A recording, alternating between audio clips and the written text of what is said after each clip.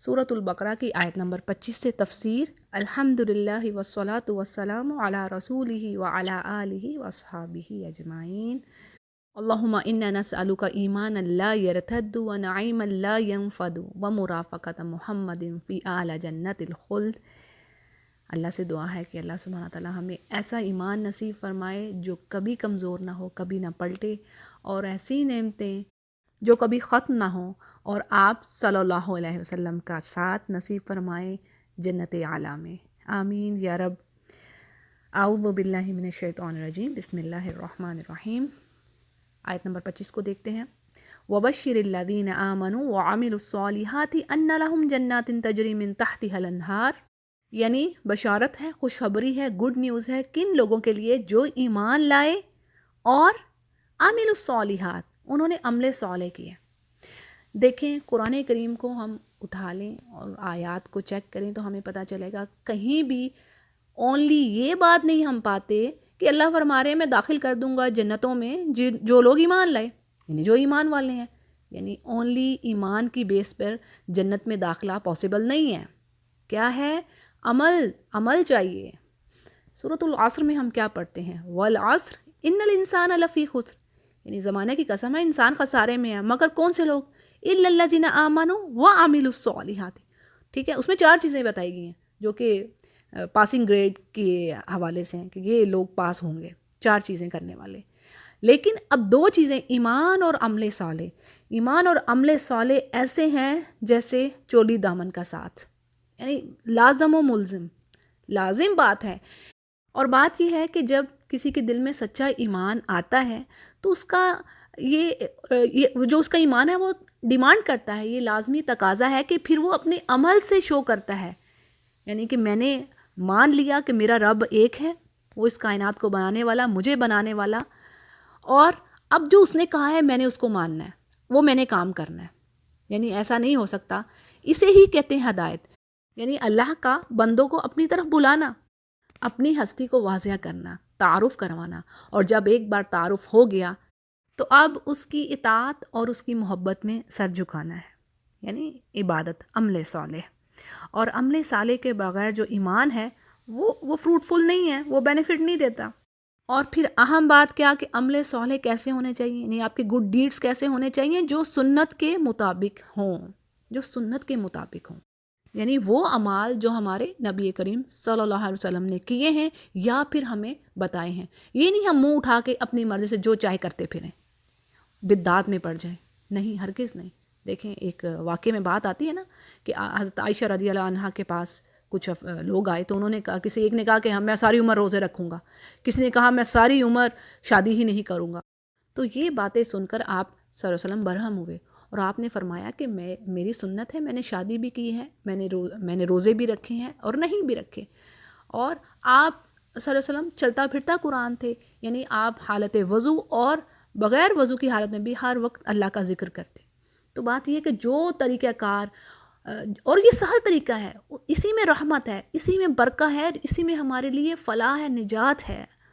اس میں تو اتنے الفاظ آ جائیں کہ بتا نہیں سکتے کہ یہی چیز ہمارے لیے بہتر ہے، ہمارے لیے بلیسنگ ہے کہ ہم اپنے رسول کے طریقہ کار کو پکڑیں، نہ کہ اپنے سے کچھ چیزیں نکال کے لیں۔ جو بوجھ اللہ نے ڈالا نہیں ہے، جو رسول نے اپنی امت پر ڈالا نہیں ہے، اس کو اپنے گردنوں پر ڈالیں جان بوجھ کر۔ جبکہ آپ صلی اللہ علیہ وسلم کو کیا کہا گیا؟ رحمت للعالمین، یعنی آپ تو رحمت اور بلیسنگ بن کر آئے ہیں، آپ تو ان بوجھوں کو دور کرنے آئے ہیں جو بلا وجہ انسانوں نے اپنی گردنوں پر ڈال لی ہیں۔ دیکھیں آپ اٹھا کے دیکھ لیں اپنے معاشرے میں کیا کیا حالات ہیں، جب کوئی خوشی اور غمی میں یہ 2 ایسے وقت ہوتے ہیں، ایسے مومنٹس ہوتے ہیں، ان میں انسان اپنی حدوں کو پار کر جاتا ہے، ٹو مچ کر دیتا ہے۔ یعنی خوشی ہوئی تو اپنے سے باہر ہو گیا، پھٹ پڑا، غمی ہوئی تو ایسا مایوس اور ایسے الٹے سیدھے کام کہ انسان سوچ نہیں سکتا۔ اب دیکھیں ہمارے نبی کریم صلی اللہ علیہ وسلم نے کیا فرمایا ہے، اگر کسی کے ہاں وفات ہو جاتی ہے تو 3 دن کا سو گیا، بس دیٹس اٹ۔ لیکن ہم نے اپنی گردنوں پہ طوق ڈالے ہیں، اس کے بعد ہی پتہ نہیں کیا 10واں 7واں اور 40واں اور پتہ نہیں کیا کچھ کر رہے ہیں اور پیسہ بہا رہے ہیں۔ یہ کیا رسول کا یہ فرمان ہے؟ یہ ان کی سنت ہے؟ کس حدیث میں یہ بات کہی گئی ہے کہ آپ نے اپنی کسی بیوی کا یا اپنی کسی اولاد کے لیے یہ چیزیں کی؟ 7واں 10واں جمعرات کو یہ کہاں سے آئیں؟ یہ بدعات ہیں، یہ نیکی نہیں ہے یہ، اور ہر بدعت دلالت ہے، گمراہی ہے، اور ہر گمراہی جو ہے جہنم میں لے جانے والی ہے۔ تو یا رب یہ بڑا سیریس معاملہ ہے۔ جیسے سورۃ الغاشیہ کی بگننگ میں ہم کیا پڑھتے ہیں؟ وجوہ یومئذ خاشیہ عاملۃ ناصبہ تصلیٰ نارا حامیہ، یعنی اس روز ایسے چہرے ہوں گے قیامت کے روز کہ تھکے ماندے، ان کی جو عمروں کی جو محنتیں ہیں ان کی حالتوں سے، ان کے چہروں سے نظر آ رہی ہوں گی، بری حالت میں ہوں گے وہ۔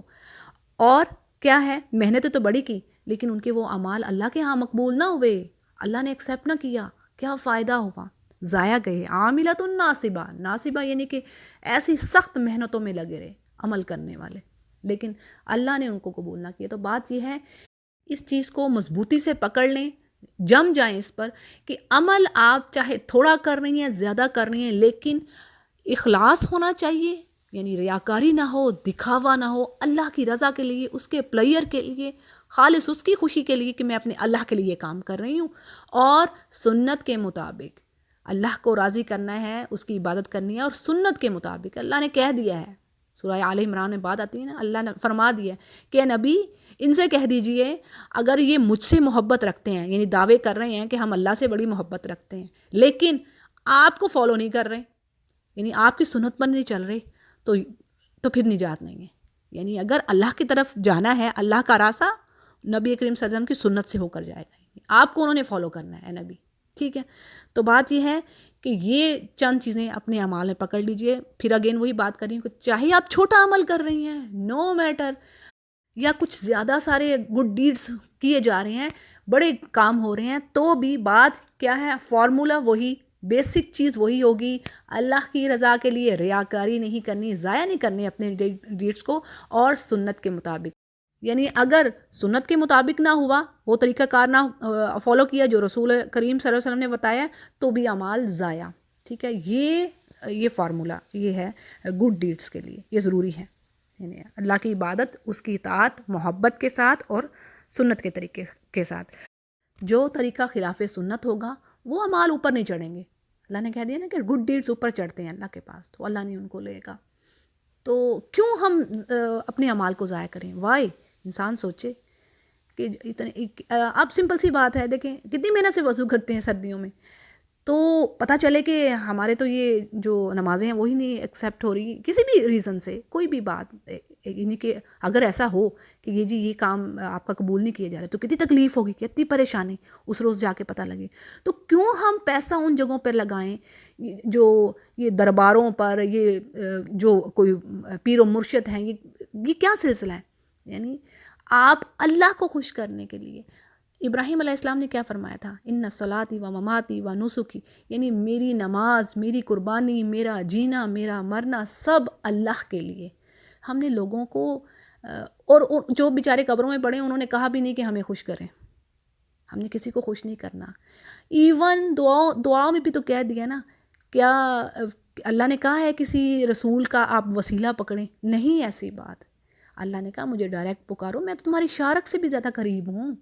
وَلَقَدْ خَلَقْنَا الْإِنسَانَ، یقیناً ہم نے انسان کو پیدا کیا، وَنَعْلَمُ، اور ہم خوب جانتے ہیں، مَا تُوَسْوِسُ بِهِ نَفْسُ، اس کے یعنی نفس میں کیا کیسے وسوسے آ رہے ہیں، کیا کیا خیالات اٹھ رہے ہیں اس کے دل میں، ہم خوب جانتے ہیں۔ اور آگے کیا بات آ رہی ہے؟ وَنَحْنُ أَقْرَبُ إِلَيْهِ مِنْ حَبْلِ الْوَرِيدِ، سورہ قاف کی آیت ہے یہ، یعنی ہم تو اس کی شارک سے بھی زیادہ قریب ہیں، اقربو، اس سے بھی زیادہ قریب، سب سے زیادہ قریب، ٹھیک ہے؟ یعنی جتنا اس کی وہ شارک اس کے ساتھ ہے اس سے زیادہ قریب۔ تو جو چیز قریب ہے اس کے لیے کوئی میڈیا نہیں چاہیے، کوئی ضرورت نہیں چاہیے، اس کو ڈائریکٹ پکاریں۔ کیسے دعائیں شروع ہوتی ہیں؟ پورے قرآن کریم کو اٹھا لیں، اس میں کیا ہے؟ ربنا آتنا من لدنک رحمۃ وہیئ لنا، ٹھیک ہے؟ یہ سورہ کہف میں پڑھتے ہیں۔ پھر اس طرح ربنا آتنا فی الدنیا حسنہ، ٹھیک ہے؟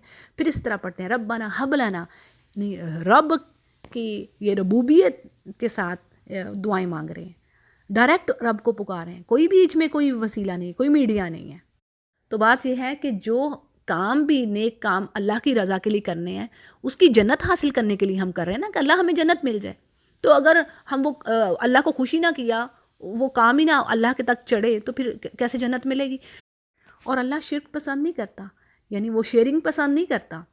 اس نے کہہ دیا ہے ان الشرک لظلم عظیم، سب سے بڑا گناہ شرک، سب سے بڑا گناہ. سورہ لقمان کی آیت ہے، ٹھیک ہے، سب سے بڑا گناہ شرک.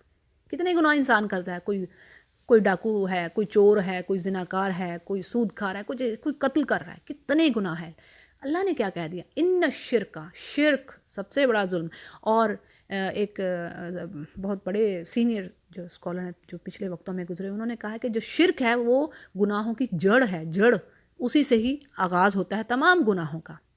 جب انسان شرک کر رہا ہوتا ہے، جب اللہ کو راضی نہیں کر رہا، اللہ کے ساتھ تعلق مضبوط نہیں ہے، اللہ کے ساتھ تعلق مضبوط کیجئے. یعنی یہ کام اللہ کو نہیں پسند کہ نہیں اللہ یہ جو کھانا دیا جا رہا ہے نا، یہ تو وہاں پہ چڑھا رہے ہیں، لیکن یہ وسیلہ ہے بیچ میں، یہ فلاں جو پیر ہے یہ وسیلہ ہے، ویسے تو چیز تمہیں جاننی ہے. تو یہ کھلم کھلا شرک ہے، بڑا یہ ظلم انسان کر رہا ہے اپنے اوپر. یعنی شرک ایک عظیم گناہ. تو بہنوں اسی لیے اس چیز سے بچنے کے لیے، جیسے ہم حدیث میں پاتے ہیں کہ آپ صلی اللہ علیہ وسلم نے فرمایا کہ شرک ایسے انسان کرے گا جیسے یعنی معلوم ہی نہیں ہوتا کہ وہ شرک کر رہا ہے. کیسے اس کی مثال دی گئی کہ کالی سیاہ رات، اس میں کالا پتھر اور کالی چونٹی، یہ شرک. یعنی پتہ چلے گا کسی کو کالے پتھر پر کالی چونٹی اور اوپر سے رات بھی کالی، کیسے کوئی جانے گا؟ تو اس سے بچنے کے لیے جیسے ایک اسکالر کہتے ہیں کہ یہ واجب کر لیں اپنے اوپر کہ شرک سے بچنے کی آپ نے دعا پڑھنی ہے. کیا؟ اللہم انا نعوذ بک من ان نشرک بک شیئا نعلمہ ونستغفرک لما لا نعلم. ٹھیک ہے، یہ دعا، یعنی اس دعا کو آپ پکڑ لیں، واجب کر لیں اپنے اوپر ڈیلی کہ اللہ شرک سے بچائے. کیونکہ اللہ نے کہا ہے دیکھو اور تم کتنے بھی گناہ کر کے لے آؤ میں معاف کر دوں گا. یہ بات ہے، قرآن کریم میں بھی اللہ نے فرما دیا ہے یغفر دون ذالک، میں معاف کر دوں گا اس کے علاوہ، شرک کے علاوہ کچھ گناہ کوئی کر کے لائے گا میں اٹس اپ ٹو اللہ. نہیں وہ کیا معاملہ کرتا ہے، لیکن جس نے شرک کیا وہ نہیں معاف ہوگا، وہ اللہ نہیں معاف کرے گا، یہ اللہ نے فرما دیا. ٹھیک ہے جی. تو اس کی الحمدللہ کافی ڈیٹیل ہو گئی کہ اس میں کہ اللہ نے کہا کہ میں بشارت دے دیجئے، گڈ نیوز دے دیجئے کن کو؟ جو ایمان والے بھی ہیں اور ساتھ اچھے اعمال والے بھی. یہ لازمی شرط ہے. ایک چیز میں یہاں پر کلیئر کر دوں آپ کی سمجھ کے لیے. دیکھیں انسان خطا کار ہے، گناہ ہو جاتے ہیں. حدیث میں یہ الفاظ ہیں کہ اللہ نے فرمایا کہ انسان خطا کار ہے، نسیان کا مرض ہے، بھول جاتا ہے. کچھ گناہ ایسے ہوتے ہیں، خطائیں ایسی ہوتی ہیں جو بھول کے ہو جاتی ہیں. بہرحال کہ انسان خطائیں کرتا ہے، ٹھیک ہے جی. لیکن کیا بات آتی ہے حدیث میں، بہترین لوگ وہ ہیں جو واپس پلٹنے والے ہیں، جو توبہ کرنے والے ہیں، بار بار توبہ کرنے والے ہیں، بہترین وہ لوگ ہیں. پھر اسی طرح بڑی پیاری آیت ہے سورہ ہود کی، نمازوں کے بارے میں کہا گیا ہے کہ یہ جو حسنات ہیں یذہبن السیئات، یہ جو اچھائیاں ہیں نا، یعنی وہ برائیوں کو لے جاتی ہیں. یعنی بات کہنے کی یہ کہ اگر کوئی گناہ ہو گیا، برائی ہو گئی، کیا اب ہمارا کام کیا ہے؟ ایک تو صلاۃ التوبہ بھی ہے، توبہ کی جائے، نماز 2 رکعت پڑھ لی جائے، پھر صدقہ خیرات کر دیا جائے کہ گناہ ہو گیا یا اللہ تو سچے دل سے استغفار کیجیے. توبہ کی بھی کچھ شرائط ہیں، ٹھیک ہے، اب یہاں پر میں ڈیٹیل میں نہیں جا رہی. تو سچے دل سے اس چیز سے پیچھے ہٹنا چاہیے اور صدقہ خیرات کرنا چاہیے. صدقہ خیرات میں کے زبردست بے شمار بینیفٹس ہیں. اور اسی طرح صلاۃ التوبہ کا بھی میں نے بتا دیا. تو بات یہ ہے کہ انسان خطا کار ہیں، خطائیں کرنی ہیں، اللہ کو پتہ ہے. لیکن کیا ہے، بہترین لوگ کون سے لوگ ہیں؟ جو توبہ کرنے والے ہیں، واپس اللہ کی طرف پلٹ آنے والے ہیں. تو جی آگے بات ہے آیت کا اگلا حصہ کہ جو ایمان لائے، عمل صالح کیے، اب ان کے لیے کیا ہے؟ ان لہم، یقیناً ان کے لیے جنات ہیں، یعنی باغات ہیں جن کے نیچے نہریں بہہ رہی ہوں گی. اور جب کبھی کلما رزقوا منہا من ثمرات الرزق، جب بھی ان کو ثمرات یعنی رزق پھل دیا جائے گا وہاں پر، تو وہ کیا کہیں؟ قالوا ھذا الذی رزقنا من قبل، یعنی یہ تو ایسا ہی ہے جیسے ہمیں پہلے دیا گیا تھا دنیا میں. وَأُتُوا بِهِ مُتَشَابِهًا. اب اس کی وضاحت میں بات یہ ہے کہ متشابہہ کا مطلب ایک تو یہ بھی ہے، ہو سکتا ہے کہ جنت کے تمام جو فروٹس ہیں، جو میوے ہیں، ان کا آپس میں ہم شکل ہونا، یا پھر دنیا کے جو فروٹس ہیں، زیادہ بات یہی لگتی ہے کہ دنیا کے جو فروٹس ہیں، میوے ہیں، ان کے متشابہ ہوں گے، یعنی ان سے ملتے جلتے ہوں گے، سملر ہوں گے، ہم شکل ہو سکتے ہیں. اور ایک بات جو بڑی اہم وہ یہ کہ یہ دیکھنے میں یعنی ان کی لک ایک جیسی ہوگی، لیکن ان کا جو ذائقہ ہے وہ کبھی بھی دنیا کے پھلوں کے جیسا نہیں ہو سکتا. اور ایک یہ بھی ریزن آتی ہے، یعنی مفسرین کی یہ بھی رائے ہے کہ یہ اجنبی پھل اس لیے بھی نہیں ہوں گے کہ ایک ہوتا ہے اسٹرینج چیز کو دیکھ کر جو ایک یونیک ہو یا اسٹرینج انسان کے لیے ہو، وہ اس چیز کو دیکھ کے مانوس نہیں ہوتا، اس کو پکڑتا نہیں ہے. تو میں بھی کہ یہ بھی ایک ریزن ہو کہ ملتے جلتے پھل ہوں گے، لیکن ان کی جو لذت ہے، جو ان کا ٹیسٹ ہے، ذائقہ ہے، وہ دنیا کے فروٹس کے جیسا ہو ہی نہیں سکتا. ٹھیک ہے. اور یہاں پر جیسے ایک حدیث ہے جنت کی نعمتوں کے بارے میں کہ وہ ایسی نعمتیں ہوں گی کہ کسی آنکھ نے ان کو دیکھا نہیں اور کسی کان نے ان کے بارے میں سنا نہیں. اور دیکھنا تو سننا دور کی بات ہے، کسی انسان کے دل میں اس کی سوچیں بھی نہیں گزری ہوں گی کہ کیسی نعمتیں اس کو ملیں گی جنت میں. اور اسی طرح سورہ سجدہ میں بڑی پیاری آیت آتی ہے، فَلَا تَعْلَمُ نَفْسٌ مَّا أُخْفِيَ لَهُم مِّن قُرَّةِ أَعْيُنٍ جَزَاءً بِمَا كَانُوا يَعْمَلُونَ. یعنی کوئی نفس نہیں جانتی، کسی کو نہیں خبر، یعنی جو بھی نیک اعمال کرنے والا ہے، اللہ کہہ رہے ہیں کسی کو خبر نہیں ہے کہ اس کی آنکھوں کو ٹھنڈا کرنے کے لیے میں نے کیا کچھ چھپا رکھا ہے جنت میں اس کے لیے. اور ایک حدیث کے مطابق پتہ چلتا ہے کہ اللہ سبحانہ تعالیٰ روزانہ 5 مرتبہ جنت کو سجاتا ہے اپنے بندوں کے لیے. جیسے جنت کی نعمتوں کے بارے میں بہت ساری احادیث ہیں. جیسے ایک حدیث میں آپ صلی اللہ علیہ وسلم نے فرمایا کہ پہلا گروہ جو جنت میں داخل ہوگا ان کے چہرے اس طرح چمکتے ہوں گے جیسے 14ویں رات کا چاند. اور پھر ان کے بعد یعنی جو دوسرا گروہ داخل ہوگا ان کے چہرے ایسے ہوں گے جو سب سے زیادہ روشن ستارے ہوتے ہیں آسمان پر، جس کو بخاری اور مسلم روایت کر رہے ہیں. اسی طرح ایک اور بخاری اور مسلم کی روایت ہے کہ ان کے برتن اس جنت میں سونے کے ہوں گے اور ان کا پسینہ جو ہے اس میں خوشبو آئے گی کستوری کی. اور قرآن کریم میں بھی کئی جگہ پر ہے نا کہ اللہ سبحانہ تعالیٰ فرماتے ہیں کہ جنتیوں کے اراؤنڈ جو ان کے خادم ہوں گے وہ سونے کی تشریح میں، یعنی سونے کی بڑی بڑی پلیٹوں میں ان کے ڈرنکس لے کے ان کے اراؤنڈ پھریں گے. اب دیکھیں آج کہیں بھی دنیا میں کسی ریسٹورینٹ میں چلے جائیں، سب سے مہنگی چیز کیا ہوتی ہے؟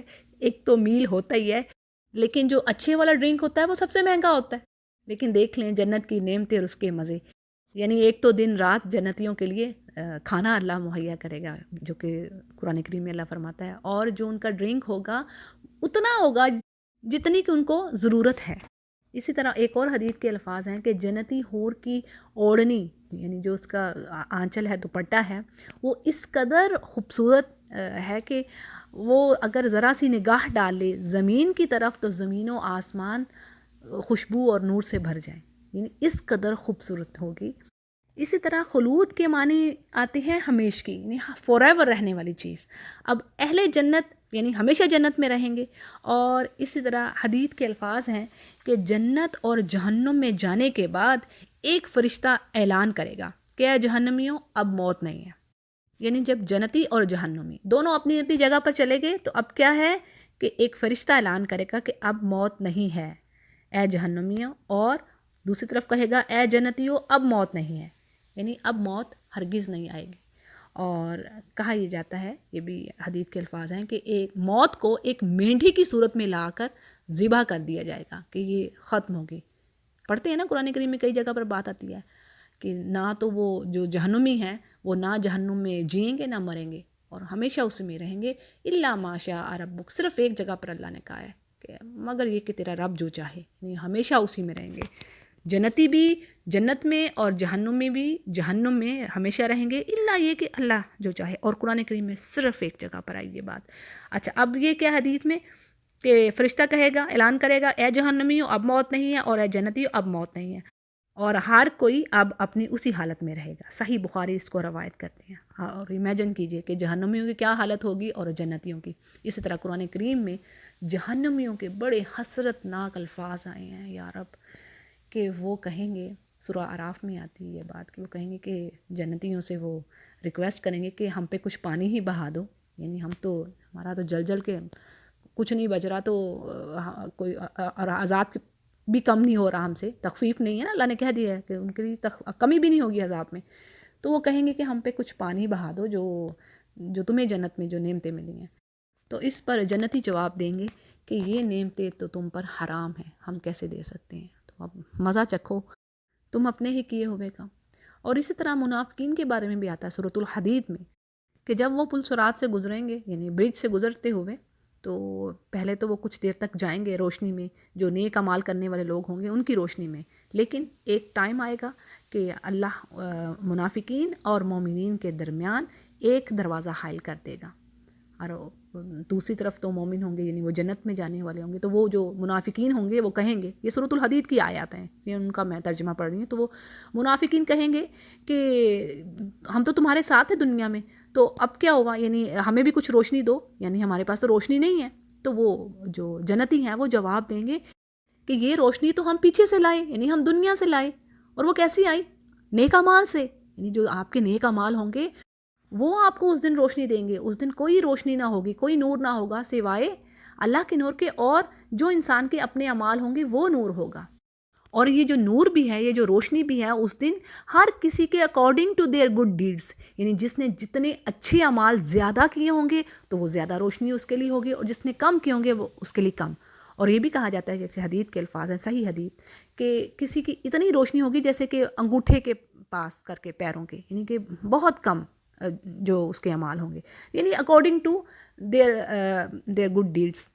تو جی یہ تھی چند احادیث اور آیات جنت کی نعمتوں کے بارے میں۔ آگے دیکھتے ہیں، وَلَهُمْ فِيهَا أَزْوَاجٌ مُطَهَّرَةٌ وَهُمْ فِيهَا خَالِدُونَ، اور ان کے لیے وہاں پر ہوں گے جوڑے پاکیزہ، اور وہ ہمیشہ اس میں رہیں گے۔ اب ہم دیکھتے ہیں کہ ازواج کا جو ورڈ ہے اس کے معنی ہے جوڑے، یعنی یہ لفظ شوہر اور بیوی دونوں کے لیے استعمال ہوتا ہے، یعنی جنتی مرد اور عورت دونوں کے لیے اللہ سبحانہ تعالیٰ نے ان کے لیے بہترین جوڑے جو پاکیزہ ہوں گے۔ پاکیزہ مطلب یعنی جو حیض و نفاس، ایسی خواتین جو حیض و نفاس اور جو روحانی اور جسمانی گندگیوں سے پاک، جیسے کہ ہم نے حدیث میں پڑھ لیا نا کہ نہ وہاں پر انہیں تھوک آئے گی، نہ پیشاب وغیرہ، تو یہ ہے پاکی۔ اور عورت کا حیض و نفاس سے پاک ہونا، یعنی اس کو منتھلی سائیکل نہ آنا، یہ ایک تکلیف دہ چیز ہے، یہ چیز نہ ہونا یہ بھی اللہ کی نعمت ہے اور پیوریفیکیشن ہے جسم کی۔ پھر آگے ہے وَهُمْ فِيهَا، اور وہ ہمیشہ اس میں رہیں گے، ہمیشہ ہمیشہ خالدون۔